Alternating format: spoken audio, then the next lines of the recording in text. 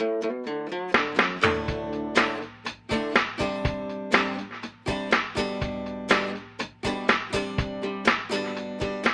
I'm John DeBella from Classic Rock 102.9 MGK, here once again for PhillyPetInfo.com, and here once again with Jim Crosby. You know, we should start off by talking about really your background, because you mentioned in our last series that you were a police officer, right? But you're here to talk about dogs and dog biting. Right. So let's put it all together for folks before we get into, well, what we'll get into this. Yeah, well, I did a career of 23 years with the Jacksonville Sheriff's Office in Jacksonville, Florida.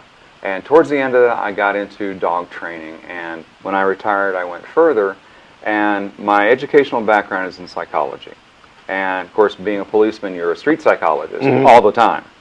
And when I got into training, I wound up learning more and more about specifically dog behavior. Then we flash forward slightly after I've been training for several years, and I went to New Orleans after Hurricane Katrina and wound up in the city of New Orleans on the deck there for over a month. And this was an emergency shelter, and these dogs were coming in horribly traumatized. So there had been a supposed expert came through right before me and said, all these dogs have to be killed. Well, I wasn't comfortable with that.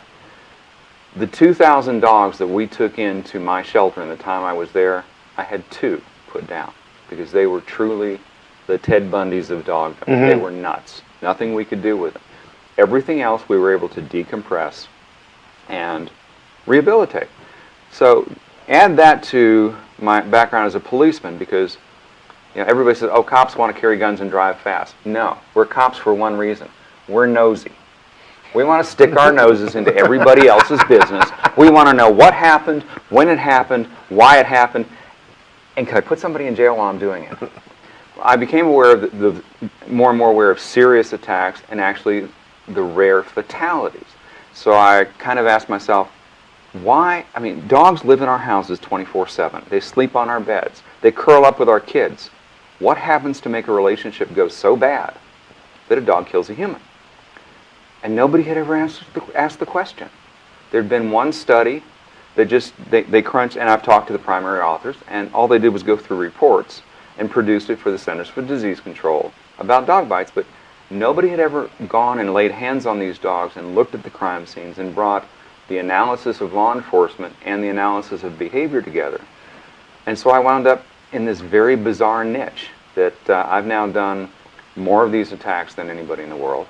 I have handled, after they have killed humans, more dogs that have killed other humans first, to try and find out what made this, again, the relationship go so bad that the dog killed a human. I mean, as social individuals evolving through the years, we didn't take lions and tigers into our bedrooms. We didn't bring bears into the living room. We chose dogs. And so that long-standing relationship goes so deep. I mean, some archaeologists say anywhere between 60 and 100,000 years. Longer than we've really been identifiable people in some ways. We've been connected with these dogs on a very personal level. So that's why I stuck my nose and said, I want to know what's happening. I'm nosy. And it's just kind of gone from there. But nowadays, I'm hearing, and I'm not alone, everybody's hearing, more and more stories about crime scenes, police coming into situations and shooting dogs, right?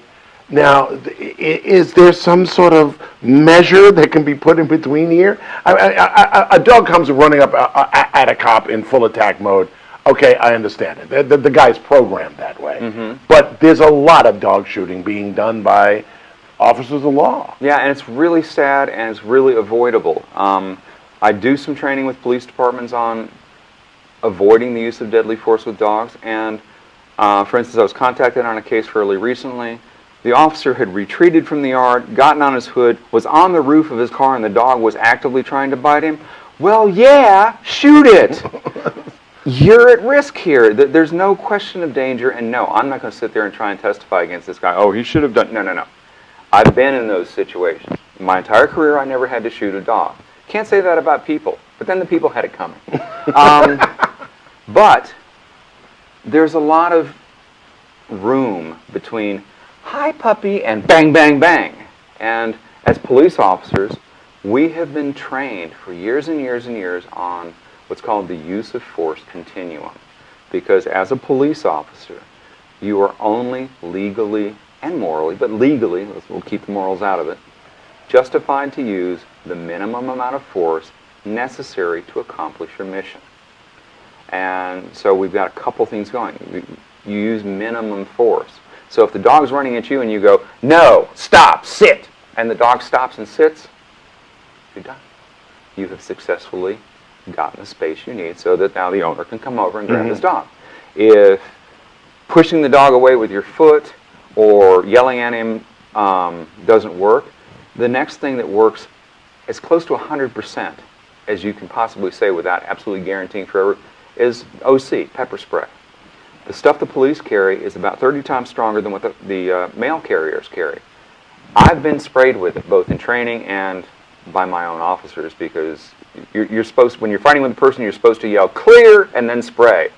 They get the order backwards sometimes, and it was clear, oops, and now we're all, but so it's not, it doesn't do an injury long term. It's really uncomfortable.